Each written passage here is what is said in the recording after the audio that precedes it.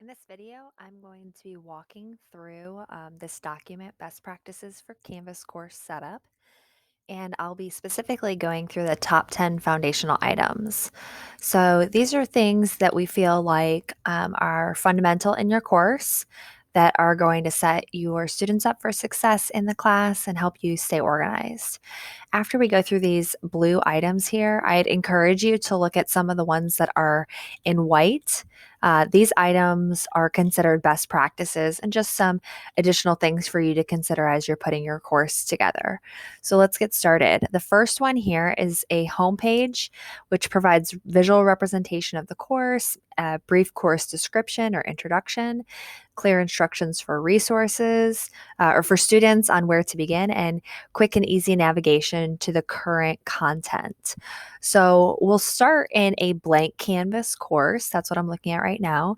And if making a homepage seems a little intimidating, what I would actually encourage you to do is go to the Canvas Commons.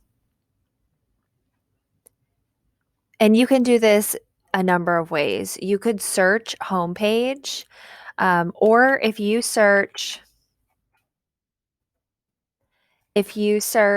my last name, you'll actually get several home pages. So, you can look through any of the home pages that are available. I'm going to go with this one. It's just called Homepage Template Important Links. What this template is going to allow you to do is just plug in the things that are applicable for your class, which is really nice. So here's what my homepage template is going to look like. On the right-hand side, I'm going to click Import/Download, and I'll choose, I have a lot of courses here.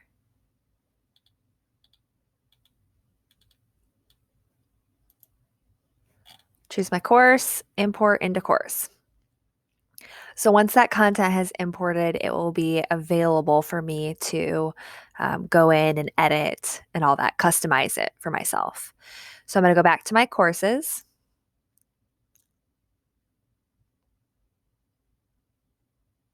And notice that that homepage is not currently my homepage. I'll show you how to do that in just a second.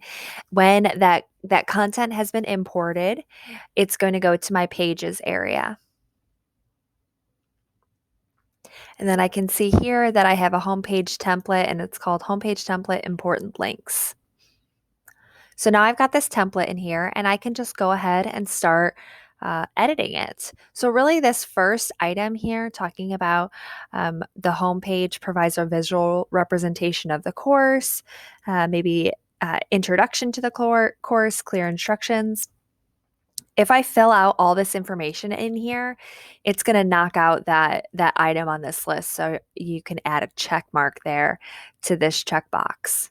I'm going to skip the next one. We'll go to that in just a second because I think the next three items really go together. So the first one is that the instructor provides key learning information, learning objectives or goals, and then links to course materials, reading lists, supplemental textbooks, things like that.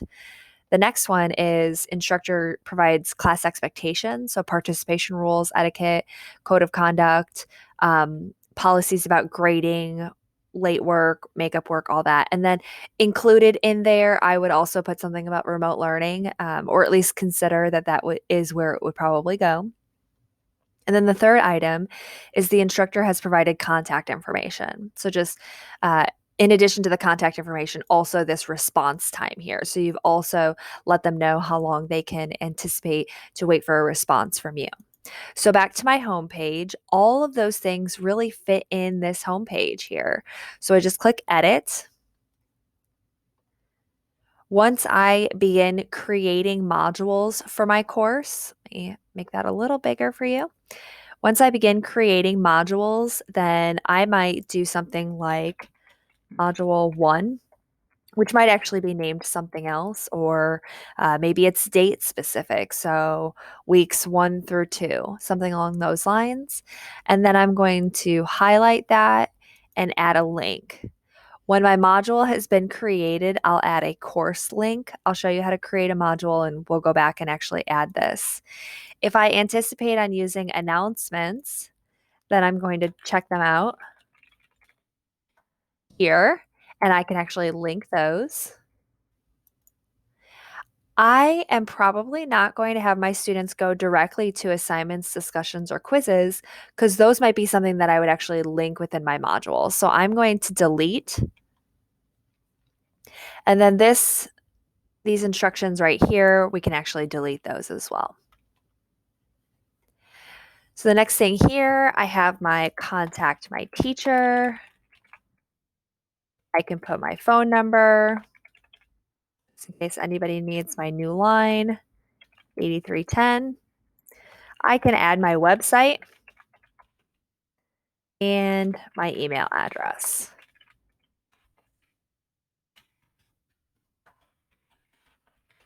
Okay, so then down at the bottom here, I'm going to add response time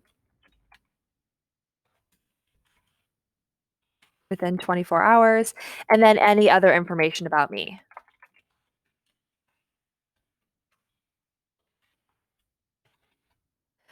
Next, I'm going to look at new for this week. So, in addition to being able to add my contact your teacher, then this is really where every day I'm going to add some announcements there. What are we doing this week? What are the learning objectives?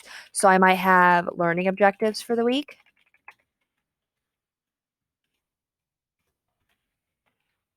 I also might have participation expectations.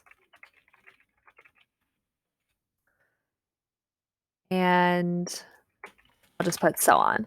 So there's all that information, and on a weekly basis, I would come in here and I would make sure that my current module is linked here. If I have any announcements that I'd like them to see right on the homepage, I can put that here. And then new this week. So the students know that this area right here and this new this week, that's where they're going to go on a regular basis to actually check things. I do want to make sure that I add my course name at the top, and we're ready to go. So I told you that I was going to create a module so that I could actually link it. So let's look at what that looks like for a second. So I'm going to come over to the left-hand side and I'm going to go to modules. I will create a new module and we'll make it easy. We'll call it module 1. And then I just want to make sure that it's published. So once I'm ready, I can begin adding assignments to my module, pages or quizzes, discussions, all those things, and all of that stuff, that's all going to be published in there. So I'll come back to my page now because now that I've got my course content going, I now need to actually link it onto my homepage. So I'm coming back to my homepage. I'll click edit.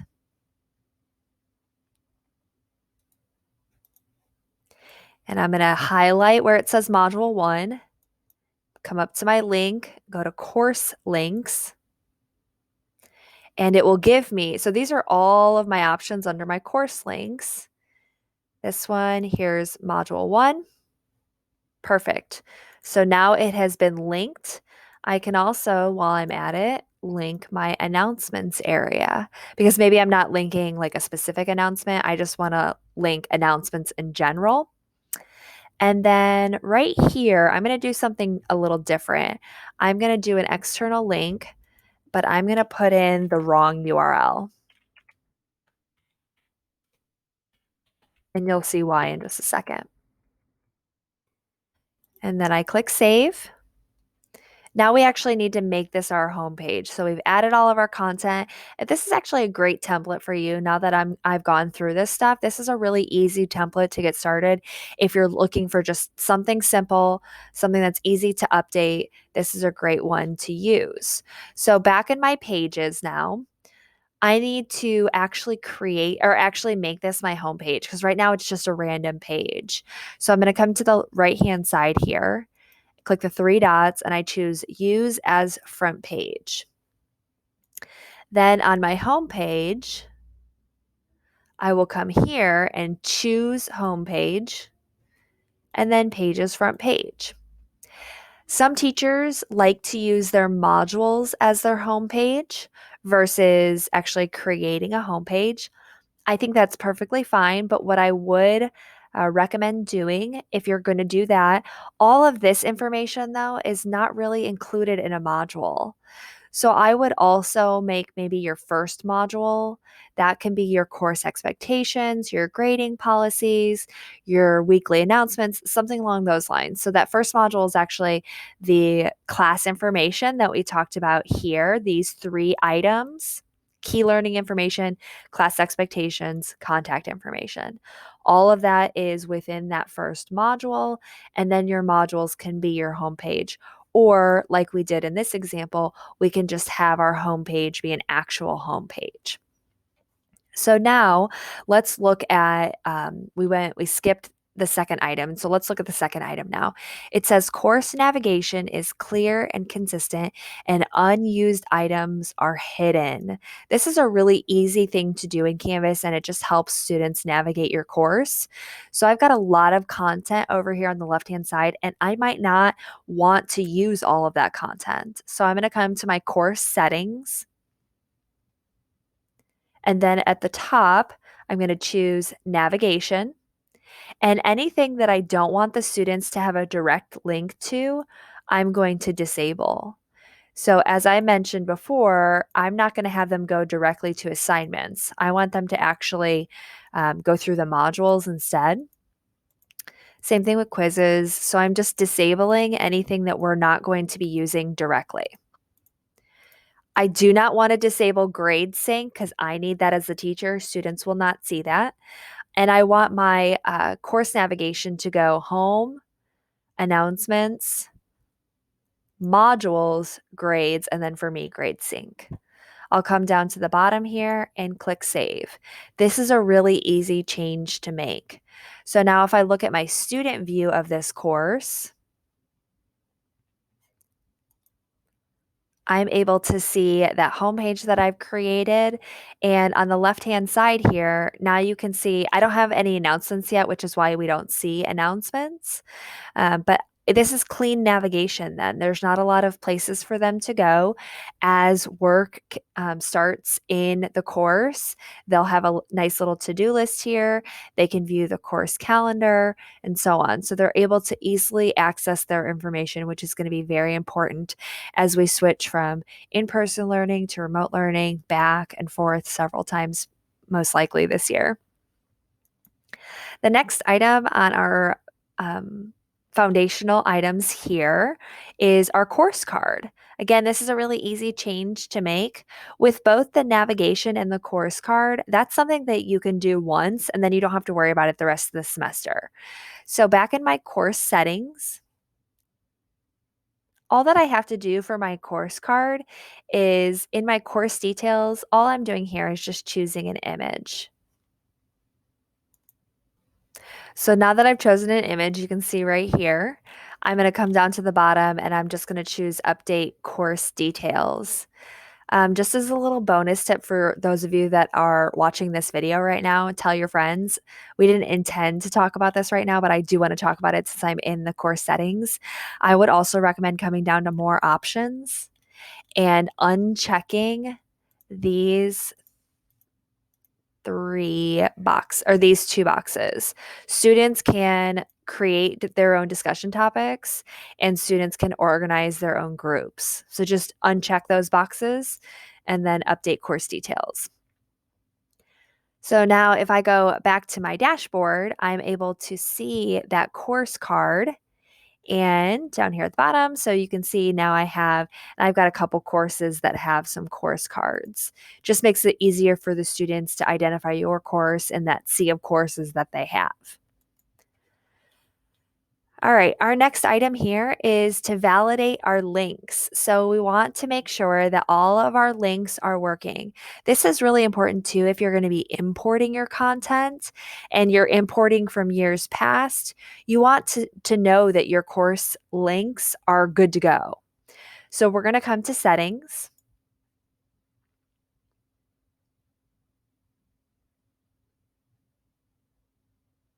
And on the right-hand side, I have validate links in the content. Okay, so if you remember, I put a link in my homepage and I put the wrong link. I intentionally put the wrong link. So Canvas has said, hey, we found one broken link and this is where it is. So I can see right here, if I click on this, it's going to take me to a page that I can't reach. So I'm going to come to my homepage now and I'm going to choose to edit that homepage.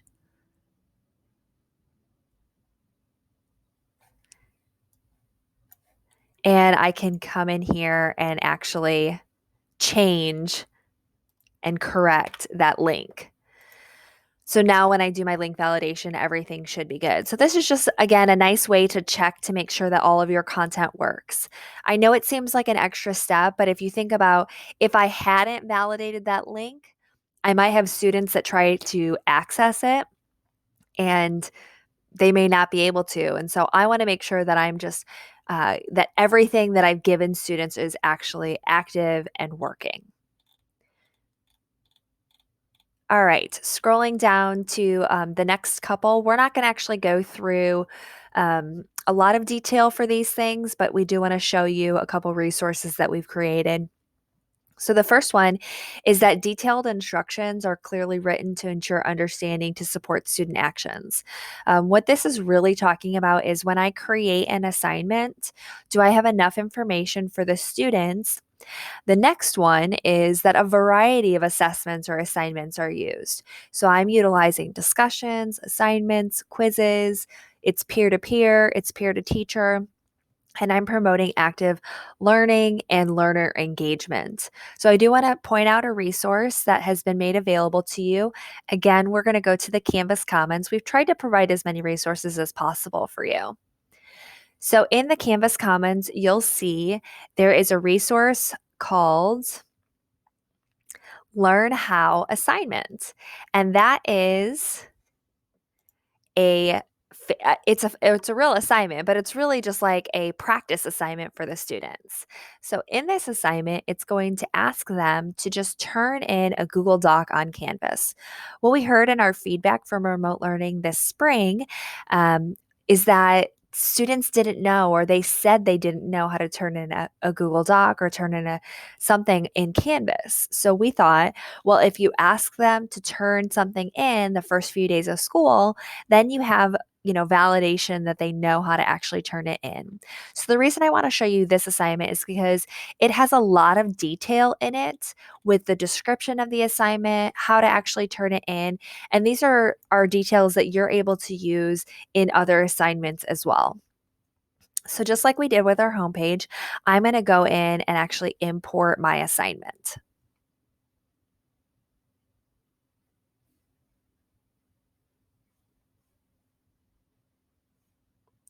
So let's see if we have our assignment over here yet. There we go. Here's my imported assignment. I can stick that in my first module if that's one of the first things that we're going to do, but I'm just going to come in here and I want to check out the details of this assignment. So this is still kind of a student view. So if the student came here, it says, for this assignment, you will learn how to turn in a Google Doc on Canvas. So step 1, step 2, and it provides screenshots for the students. There's some highlighted areas to actually show them how to or what buttons to click and so on. So this is a really good detailed assignment, and that's what we're talking about with these detailed instructions are written out for the students and clear expectations are set up for them. Obviously, the next item, the variety of assessments, is going to be up to you to add in assignments, discussions, and quizzes as you see fit within your content. The last item that we have here is we're going to use the accessibility checker in Canvas to just make sure that our course is accessible. So I'm going to come back to my homepage because I did not use my accessibility checker on my homepage yet. And I'll click edit at the top. And once I create this page, the accessibility checker is very easy to use. It's very similar to our link validation tool. The accessibility checker can be found at the bottom here, right next to your word count. And I'm just going to click on that little button. And so now it's going to go through, it's going to highlight all the issues that it might see. So it says here that this image here doesn't have an alt text behind it. So I'm going to describe the image a little bit. So stack of books. I can apply that. The table should include a caption describing the contents of the table. So the contents include contact information for the teacher and announcements for Luke. I can set up a header for my table as well. I have a header row.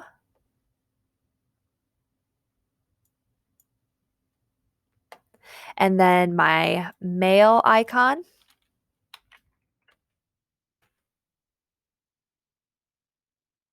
And my whiteboard. Great. So my page is good to go. As you create your pages, you can use this accessibility checker. Obviously, the more complicated your page is visually, it might take you a little longer to go through that accessibility checker. But this is just a really easy way to go through the information, make sure it's good for all of your students. If you've got any students that might need accommodations and such. So the accessibility checker is done. No accessibility issues detected. I click save and I'm done. I am ready to go. My foundational items have been checked off. My students are ready to start coming into my course and participating. Of course, if you have any questions on any of these items as you go through this, please let us know. We're happy to answer any questions that you have. We think it, again, would be a good idea once you finish the blue items to go back and look at some of the white items and consider some best practices also in your course.